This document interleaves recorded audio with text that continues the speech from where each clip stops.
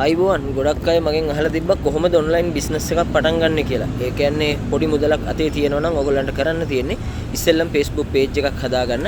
අපි දෙන්නම් ඕගොල්ලන්ට තොග මිලට ඕනම තරම් බඩු. අපි ගාව තියෙනවා ගොඩාක් අයිටම්. සාමාන්‍යයෙන් සුළු ලාභයක් තියාගෙන රිටේල් බිස්නස් එකක් කරන්න ලොකුවටම කරන්න අවශ්‍ය නැහැ. ඔයාලට පුළුවන් තොග බිස්නස් එකක් නොකර රිටේල් කරන්න. ඒ කියන්නේ අලුතෙන් පටන් ගන්න අයට. ඊට පස්සේ ඔයගොල්ලන්ට තොග බිස්නස් එක හදාගන්න විදිහ අපි පස්සේ කියලා දෙන්නම්. ස්කර්ට් 6ක් අරගෙන ඔයාලගේ page එකේ ෆොටෝස් ටික ගහලා ෆිට ඔන් කරලා ෆොටෝස් ටික ගහලා පොඩි වීඩියෝ එකක් දාලා හදාගන්න. මොකද ඔයාලට ඒක පාඩුවක් වෙන්නේ නැහැ. අමතර ආදායමක් නෙන්නේ. එතකොට ඔයගොල්ලන්ගේ හිතවත් අයට දාන්න විකුණන්න පුළුවන්, යාළුවන්ට විකුණන්න පුළුවන්. මම උදාහරණයක් කිව්වේ ස්කර්ට් බ්ලවුස් එහෙම කියලා. මගෙන් ඇඳුම් නොගත්තත් මහරගම පාන්දර පොලේ තියෙන චූටි දරුවන් ඉඳලා ඕන අය තරම් ඇඳුම්.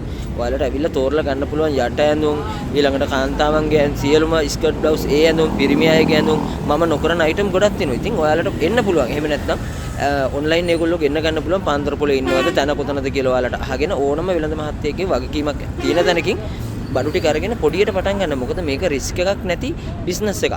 මොකද නරක වෙන්නේ නැහැනේ ඇඳුම් ටික. දැන් අද ගත්තත් සිංහල අවුරුද්දට හරි විකුණන්න පුළුවන් බඩු ටික තියාගෙන.